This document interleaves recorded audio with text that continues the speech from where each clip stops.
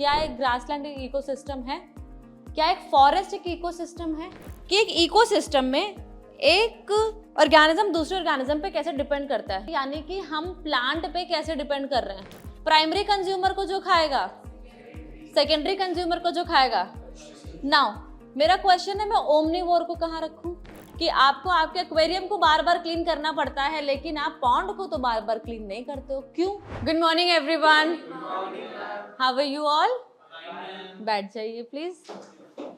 Okay, so today we are going to revise the last chapter, that is our environment.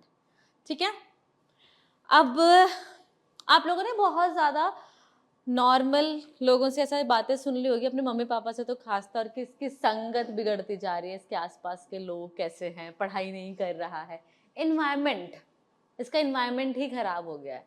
या फिर कोई बच्चा होता है जिसने पढ़ा, मतलब जिसका मान लेते हैं कुछ हुआ नहीं, तो बोलता है मुझे तो इन्वायरमेंट ही नहीं मिला। इन्वायरमेंट नहीं मिला मतलब व्हाट इज इन्वायरमेंट?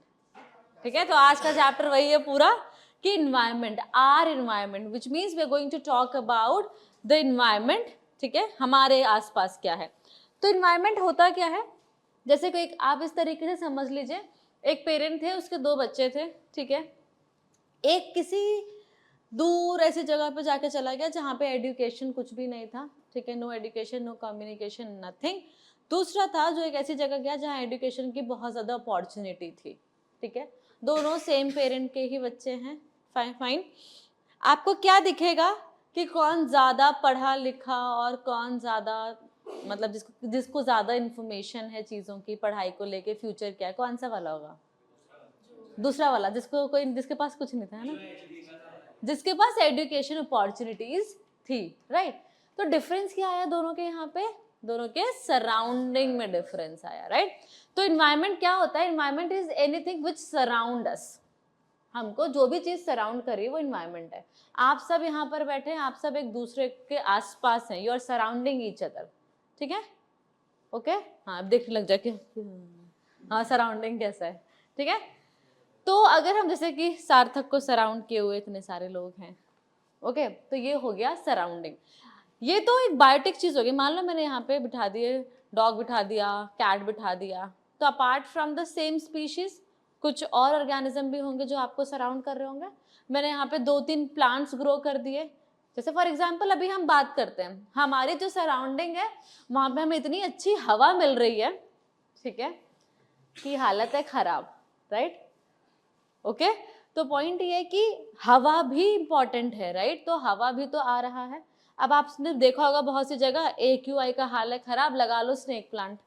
तो मतलब स्नेक प्लांट भी हमको किसी ना किसी तरीके से इफेक्ट कर रहा होगा, कुछ ना कुछ, या तो फायदा दे रहा होगा या कुछ नुकसान दे रहा होगा, जो भी है उसको हम डिस्कस करेंगे, राइट।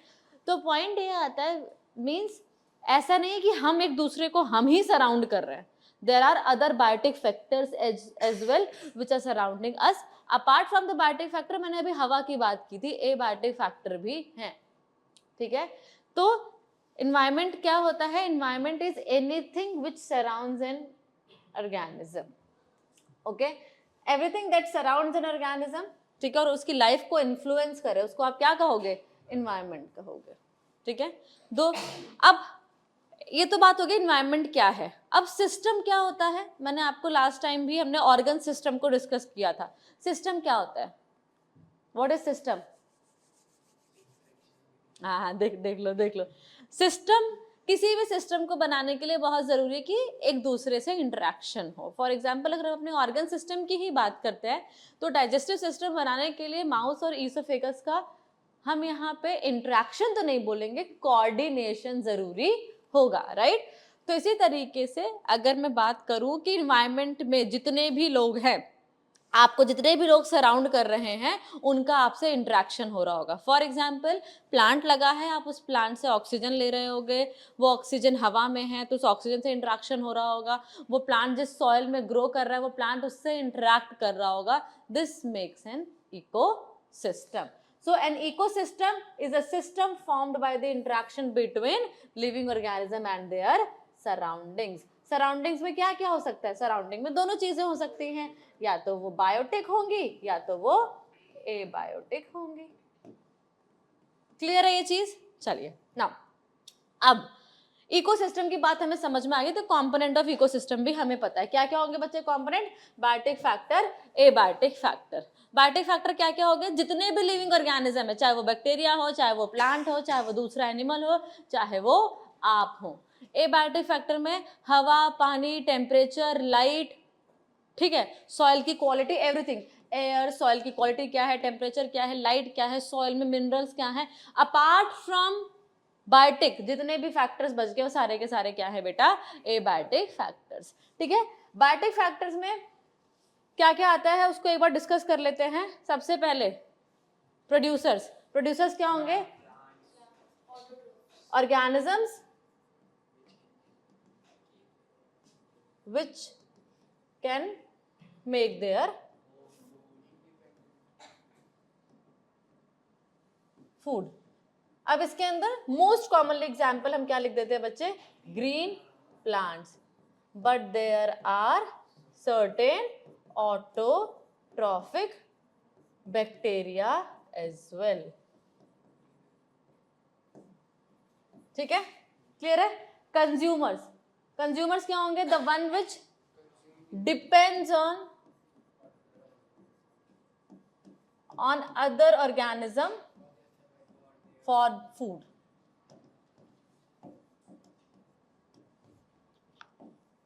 अब कुछ ऑर्गेनिजम्स ऐसे होंगे जो केवल और केवल किनको खाते होंगे?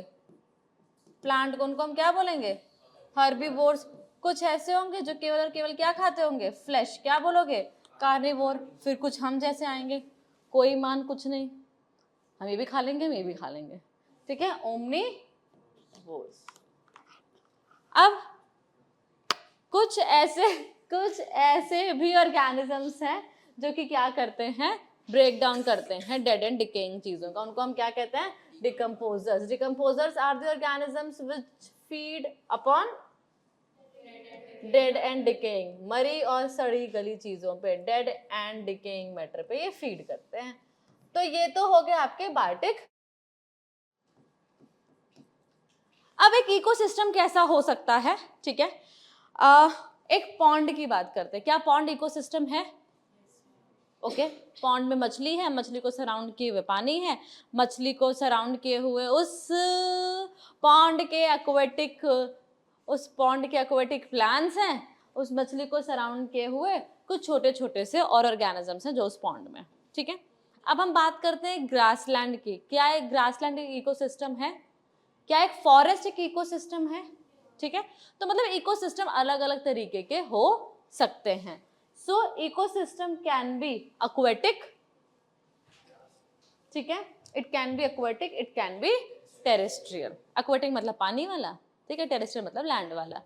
इट कैन बी नेचुरल, मतलब नेचर में ऑलरेडी एग्जिस्ट कर रहा है, और ये मैन मेड भी हो सकता है। मैन मेड यानी कि पॉन्ड, ठीक है, कुछ पॉन्ड मैन मेड भी होता है। मैन मेड यानी कि एक्वेरियम, क्लियर है? मैन मेड यानी कि जू, ठीक है, ग्रास फील्ड, क्रॉप फील्ड्स, ये सारे के सारे क्या है? Man made ecosystem. ठीक है, यस, ओके, फाइन। अभी यहाँ पे आपने प्लांट नहीं लगा रखा ना, वाटर भी नहीं है, ठीक है, तो हम अभी नहीं बोल पाएंगे। वैसे इट इज अ सिस्टम ना। यहाँ पे एक एग्जाम्पल दो माइक्रो इकोसिस्टम का। माइक्रो मतलब छोटा, और एक मैक्रो का। अब ट्राई टू अंडरस्टैंड, माइक्रो और मैक्रो बड़ा ही रिलेटेबल शब्द है। ठीक है, एक हो सकता है कि बहुत बड़ी फील्ड है बट वो फॉरेस्ट के कंपैरिजन में क्या है? छोटी है, बट हम बोलेंगे जो बहुत छोटा है उसको micro. For example a bacterial culture plate. आप एक कल्चर प्लेट पे बैक्टीरिया को कल्चर कर रहे हो, लैब में आपने एक छोटी सी प्लेट ली, उस पर आप बैक्टीरिया को ग्रो कर रहे हो, वो भी एक इकोसिस्टम बन गया पूरा। तो एक bacterial culture plate. Macro ecosystem आपका फॉरेस्ट हो गया।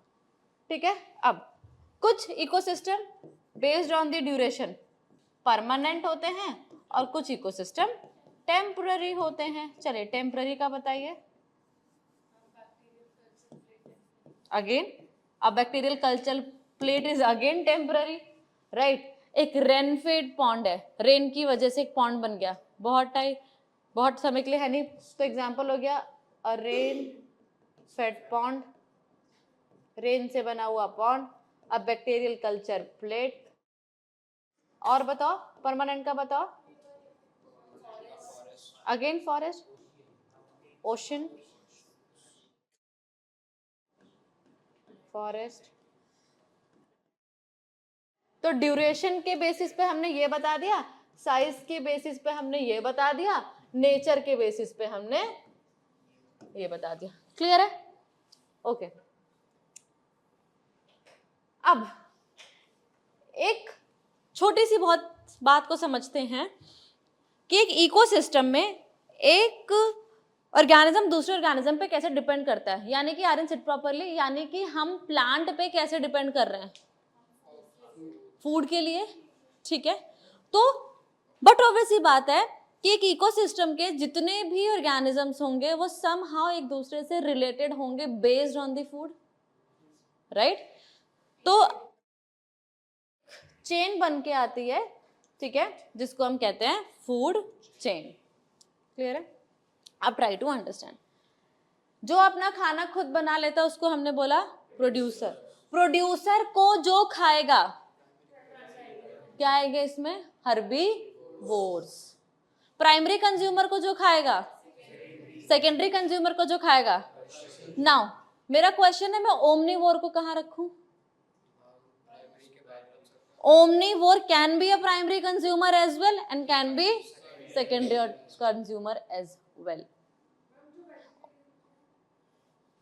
बेटा ऐसे अलग से नहीं कि मैं नहीं खाती, खा सकती हो, राइट। यू अगर हम बात करें कि जो मतलब अगर हम बात करें जो ह्यूमन की एनाटॉमी है या फिर मोर्फोलॉजी, वो इस तरीके से डिजाइन की गई है कि हम फ्लैश भी खा सकते हैं। We have canines, right, we have molars, which means हम दोनों चीजें खा सकते हैं। हम क्या खा रहे हैं वो मेरी पर्सनल चॉइस है। ऐसा तो है नहीं ना कि मुझे खाना है मैं फिर भी नहीं खा सकती, मतलब बिकॉज ऑफ दी मेरी क्या नाम है बिल्ट ऐसी है, नहीं, ठीक है। तो ह्यूमन चाहे आप वेजिटेरियन हो, एगिटेरियन हो, कुछ भी हो, आप हो ओमनीवोर ही। ऐसा नहीं कि मैं तो हर्बीवोर हूँ, मुझे बाकी करने पता। हर्बीवोर आप तब कहलाते हैं जब आप एक कच्चा प्लांट लेके उसके सेल्यूलोज को भी डाइजेस्ट कर लेते हैं, नहीं, ठीक है। I hope this is clear to everybody, ठीक है। बहुत इंपॉर्टेंट बात आ गई, ओमनीवोर। ओमनीवोर पे क्वेश्चन बन जाएगा कि ओमनीवोर्स जो होते हैं वो किसी कौन सी पोजीशन ऑक्यूपाई करेंगे। आप लिखेंगे they can eat both plant and animals, so they can be kept either in the primary consumer और they can be secondary consumer as well. हाँ, ठीक है। अब ये सारे मर गए, एक साथ नहीं, अलग अलग मर गए। अब ऐसे सारे एक साथ मर गए, मर रहे हैं, इनमें से कुछ मर रहा है कुछ जिंदा है। तो अगर ये मर गया तो डेड एंड डिकेइंग मैटर हो गया, तब इन पे कौन फीड करेगा? डिकम्पोजर। इसी से क्वेश्चन बन जाता है कि आपको आपके एक्वेरियम को बार बार क्लीन करना पड़ता है, लेकिन आप पॉन्ड को तो बार बार क्लीन नहीं करते हो, क्यों? लिखेंगे क्या आंसर, क्या क्या लिखेंगे पॉइंट? ये सबसे important point, that aquarium is an incomplete ecosystem. It does not contain producer as well as decomposers. As there is no decomposer in the aquarium, we require frequent cleaning of the aquarium. Very, very important question. Incomplete artificial ecosystem का example है, ठीक है। Due to the lack of decomposer, आपको बार बार इसको clean करना पड़ता है। अब एक ऑर्गेनिज्म दूसरे ऑर्गेनिज्म को खा रहा है, और खा रहा है तो एक चेन बन रही है, उस चेन को हम क्या कहते हैं? फूड चेन, ठीक है। एक फूड चेन है, बहुत सिंपल सी बना रही हूँ। ग्रास, ग्रास को खाया डियर और डियर को खाया लायन। इस फूड चेन को बेटा हम क्या देंगे? कौन सी food chain? Grazing food chain. Grazing food chain बेटा हमेशा किससे शुरू होगी?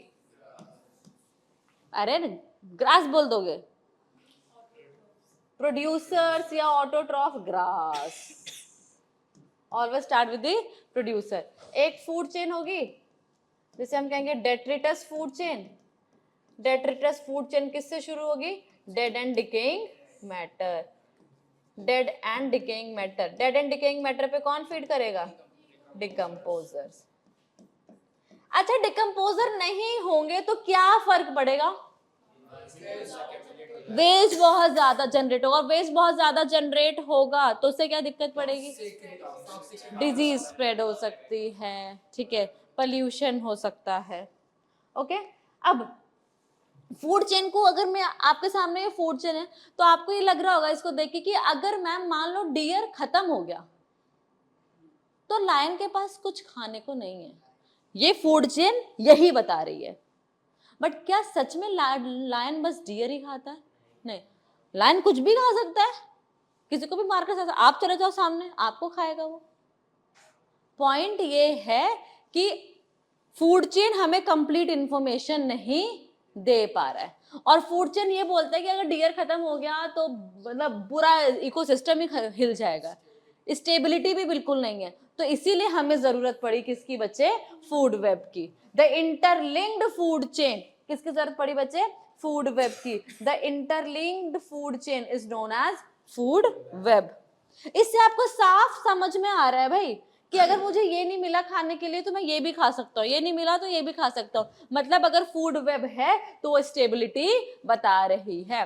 फूड चेन बताता है कि transfer of food energy, transfer of energy कैसे हो रहा है। ठीक है, एक केवल एक चेन होगी, इसमें बहुत सारी चेन होंगी। अगर आपको स्टेबिलिटी देखना है तो आपको किस पे जाना पड़ेगा? फूड वेब पे जाना पड़ेगा। फूड वेब होता क्या है? बहुत सारे फूड चेन एक दूसरे से कनेक्टेड हैं।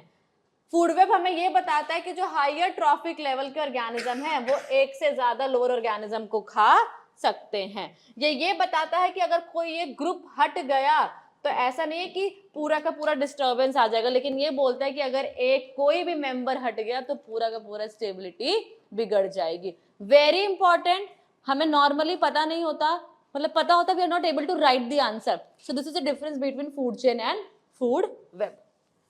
ठीक है, हम क्यों खा रहे हैं किसी भी चीज को? हम ये क्यों खा रहे हैं? क्यों खाना है हमें प्लांट को? एनर्जी चाहिए, which means energy is getting transferred, right. अब किसी भी फूड चेन में ऑर्गेनिज्म की क्या पोजीशन है वो कहलाता है बच्चा ट्रॉफिक लेवल। यहीं से शब्द आया है ऑटो, यहीं से शब्द आया ट्रॉफ, हेट्रोट्रॉफ। ट्रॉफ मतलब आपकी पोजीशन कैसी है फूड चेन में, trophic level. The position of organism in a food chain is trophic level. सबसे first trophic level grazing food chain में कौन होगा? प्रोड्यूसर। प्रोड्यूसर के बाद प्राइमरी कंज्यूमर, फिर सेकेंडरी कंज्यूमर, फिर टर्सरी कंज्यूमर। ठीक है, और इन सबको कौन करेगा? डिकम्पोजर। क्या एक फूड चेन ऐसी बना दूं जिसमें 10 ऑर्गेनिज्म चेन में हो? 15, 8, 9? नहीं, सबका आंसर है नहीं, क्योंकि एक फूड चेन में 4 to 5 मैक्सिमम, इससे ज्यादा ट्रॉफिक लेवल नहीं हो सकते। क्यों नहीं हो सकते? उसके पीछे है 10% लॉ। 10% लॉ ये कहता है कि एक ऑर्गेनिज्म से दूसरे ऑर्गेनिज्म में, मतलब यहां से यहां जो एनर्जी ट्रांसफर हो रही है वो केवल और केवल कितनी है? 10%। जो इसके पास है, जो इसके पास है उसका 10%, इसके पास, जो इसके पास है उसका 10%, इसके पास इसका 10%, इसके पास। तो क्या, वेरी इंपॉर्टेंट, तो क्या सन से भी इसने 10% एनर्जी ली है? नहीं, सन से जो इसने कैप्चर किया is only the 1%। Again very very very very very important, हम हमेशा इसमें गलत करके आते हैं। The green plant in a terrestrial ecosystem captures about 1%, वैसे it is 1 to 3%, ठीक है, 1% काफी है, about 1% of the energy of the sunlight. For example, मान लेते हैं ये है ग्रास। क्वेश्चन कैसे बन के आता है? ये ग्रास है, ये डियर है और ये लायन है। अगर ग्रास के पास 1000 किलो जूल एनर्जी है तो डियर के पास 100 किलो जूल, लायन के पास 10 किलो जूल। इसी क्वेश्चन को मॉडिफाई कर देते हैं, ठीक है, कि सन के पास x% ऑफ एनर्जी है तो ग्रास के पास कितनी? तो आपको क्या निकालना पड़ेगा? पहले उसका 1%। क्लियर है? तो क्वेश्चन को बहुत ध्यान से पढ़ना है। Very important topic from this chapter, question इस पे बन जाता है। चलिए, अब मुझे एक बात बताइए कि हमेशा क्या यही होगा कि प्रोड्यूसर के पास एनर्जी ज्यादा होगी कंज्यूमर से? हमेशा यही होगा कि प्रोड्यूसर के पास होगा, राइट? अभी तो हमने पढ़ा 10% लॉ। 10% लॉ ये कहता है कि एक ट्रॉफिक लेवल से दूसरे ट्रॉफिक लेवल पे जो एनर्जी जा रही है वो 10% है। बाकी के बचे 90% का क्या हुआ, या यूज हुई है या फिर वेस्ट हुई है। ठीक है, यू दोनों हुआ है, यूज भी हुआ है, वेस्ट भी हुआ है। क्लियर है? तो अगर मैं एक ग्राफ पे, एक पिरामिड पे इसको रिप्रेजेंट करूं, जो पिरामिड है वो हमेशा इस तरीके से बनेगा, हमेशा ऐसे बनेगा, सबसे ज्यादा सबसे नीचे वाले के पास और सबसे कम सबसे ऊपर वाले के पास। This is known as upright pyramid, upright pyramid. तो क्वेश्चन आएगा, क्या pyramid of energy always upright होता है? Answer will be yes. Justify your answer. As per the 10% law of energy transfer, only 10% of energy is transferred from one trophic level to another. Remaining 90% is either used or waste. ठीक है? The law was given by Raymond Lindman. 10% law of energy. एक छोटा सा extra एक बात बता दे रही हूं, क्या पिरामिड ऑफ नंबर भी हमेशा अपराइट होगा? पिरामिड ऑफ नंबर हमेशा अपराइट होगा? ऑलवेज? ऑलवेज नहीं। एक सिंपल सी बात देख लो ना, एक ट्री है, उस ट्री के ऊपर बहुत सारी बर्ड्स आके खा रही हैं, तो एक ही ट्री है ना, तो प्रोड्यूसर तो बहुत कम है, उसके ऊपर कंज्यूमर तो बहुत ज्यादा हो गया। क्लियर है? दूसरा, पिरामिड ऑफ बायोमास, क्या वो हमेशा अपराइट होगा? बायोमास मतलब आपकी बॉडी से पूरा पानी निकालने के बाद का जो वेट है, ड्राई वेट, क्या वो हमेशा अपराइट होगा? आप ये समझो, आप एक फूड चेन बना रहे हो, उसमें आपने बनाया कि जू प्लैंक्टन, छोटे छोटे ऑर्गेनिजम्स होते हैं, phytoplankton, small fish, large fish, तो बताओ लार्ज फिश का बायोमास और छोटे छोटे जू प्लैंक्टन का बायोमास हम कम होगा। It is not always upright. Clear है चीजें? ये दो चीज पता होनी चाहिए कि pyramid of number and pyramid of biomass are not always upright. Clear है ये? चलिए नेक्स्ट, एनसीईआरटी की लाइन है, the flow of energy is unidirectional, मतलब हमेशा डियर से लायन, डियर से ग्रास वापस नहीं जाएगी। The energy available at each trophic level get diminished progressively, कम होती जा रही है। केवल कितनी जा रही है? 10%। इसीलिए फूड चेन में कितने स्टेप्स होते हैं? केवल और केवल 4 से लेके 5 तक। ठीक है, अब ये थोड़ा सा एग्जाम्पल देख लेते हैं कि बोल क्या रहा है ये। Again very important. ठीक है, एक आपने फूड चेन बनाया, फूड चेन में आपने ये फिश बनाई है, ठीक है, फाइटोप्लैंक्टन्स हैं, छोटे छोटे ऑर्गेनिजम्स हैं, जू प्लैंक्टन है, स्मॉल फिश है, लार्ज फिश है, उसको ह्यूमन ने खाया। अगर आप देखोगे तो ये जो रेडनेस है वो इंक्रीज होती जा रही है, यानी कि डेंजर अमाउंट सबसे ज्यादा किसके अंदर है? ह्यूमन के अंदर है। ये जो मटेरियल था, जिस मटेरियल की बात कर रहा है वो कैसा मटेरियल होगा? टॉक्सिक केमिकल होगा या फिर कोई पोल्यूटेंट होगा जो कि डाइजेस्ट नहीं हो पाया, जो कि डिग्रेड नहीं हो पाया, तो वो एक्यूमुलेट होता गया। ठीक है, मैग्नीफाई करता गया, मैग्नीफाई करता गया, मैग्नीफिकेशन किसके अंदर? लिविंग ऑर्गेनिज्म के अंदर, बायो मैग्निफिकेशन। तो बायो मैग्निफिकेशन क्या होता है बच्चे? कि इंक्रीज हो रहा है कॉन्सेंट्रेशन किसका? टॉक्सिक मटेरियल का, जो कि डिग्रेड नहीं हो रहे हैं। किनमें? जब हम एक ट्रॉफिक लेवल से दूसरे ट्रॉफिक लेवल में मूव कर रहे हैं। तो आप मुझे एक बात बताओ, मैंने एक फूड चेन बनाया, फाइटोप्लैंक्टन, जू प्लैंक्टन, स्मॉल फिश,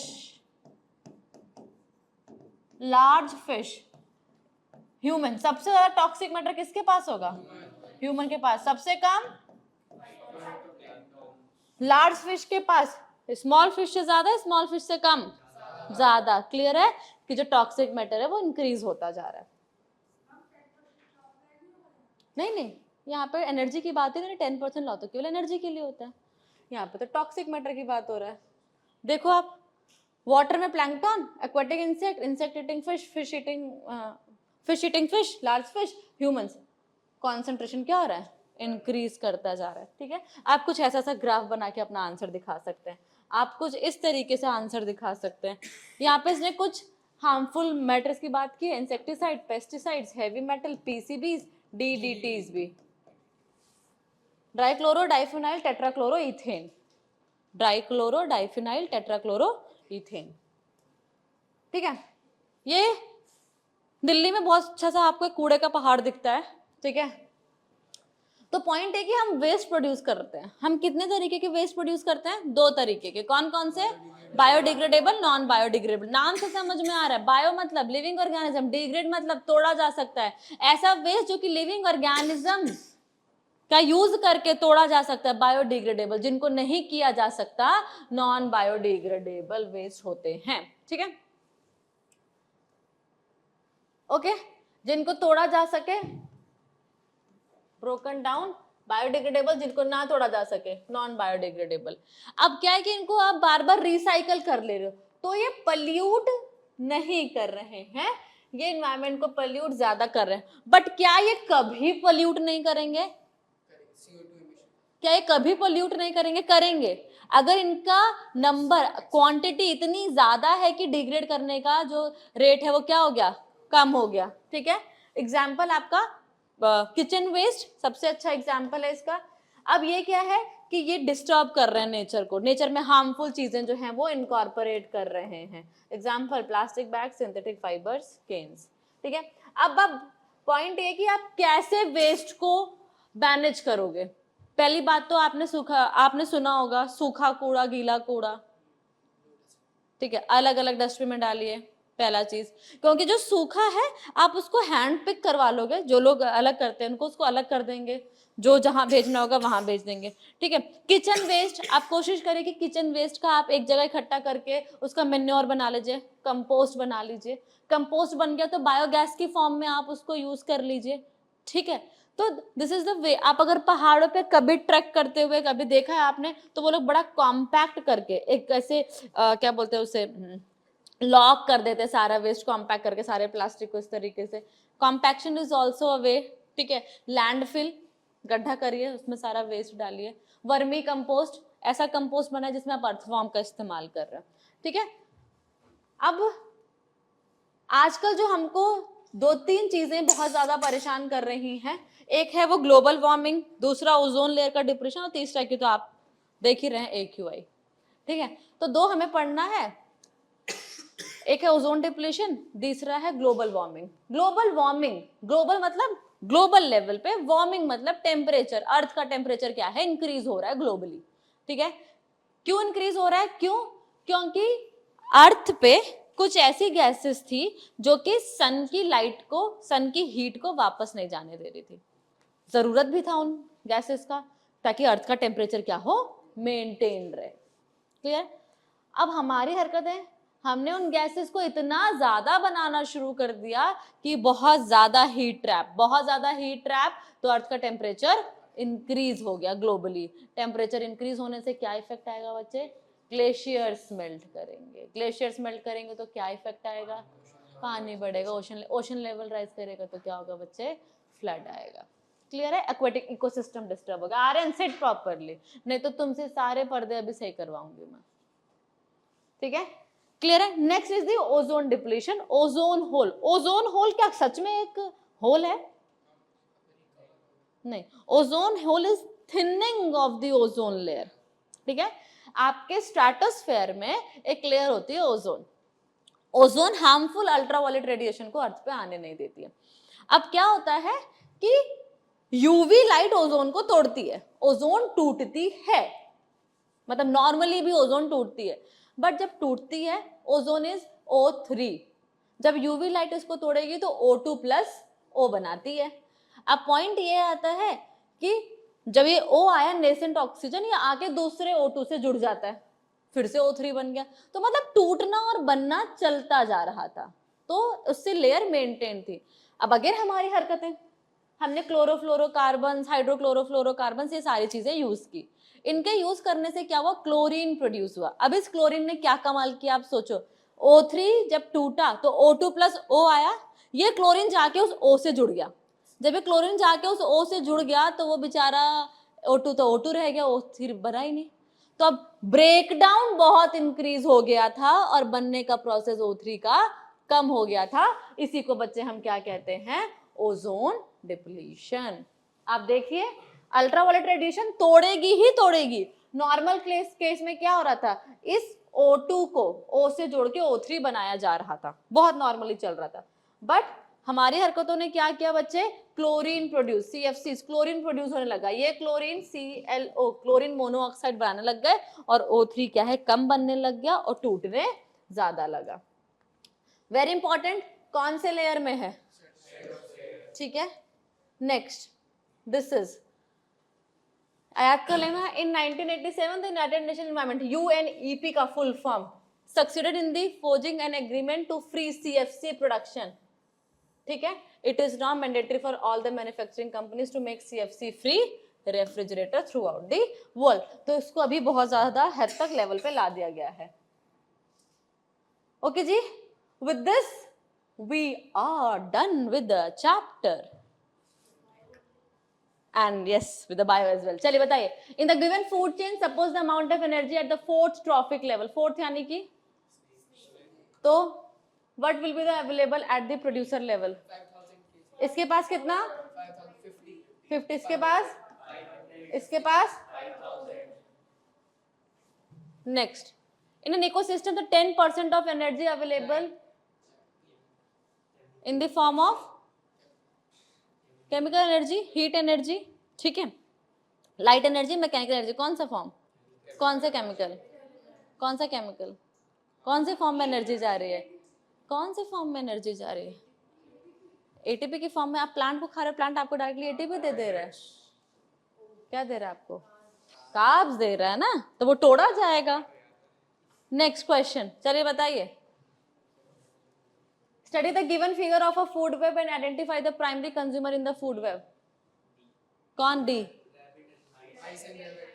ये क्या है, ये क्या है, प्रोड्यूसर, इनको कौन खाएगा, इनको कौन खाएगा, क्वेश्चन में क्या पूछ रहा है, कौन कौन हो गए। Next question,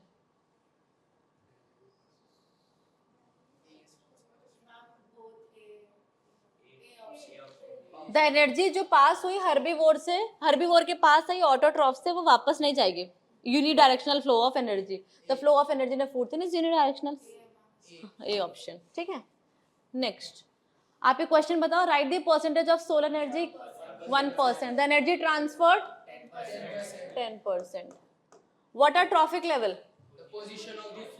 the position of the organism in the food chain, why do different food chain in an ecosystem not have more than 5 to 4 trophic level, 10% law of energy transfer, आप ये बताएंगे। थैंक यू सो मच, ठीक है। With this we have completed the revision of biology, see you all for test, ठीक है। चलिए, bye everyone, take care, thank you.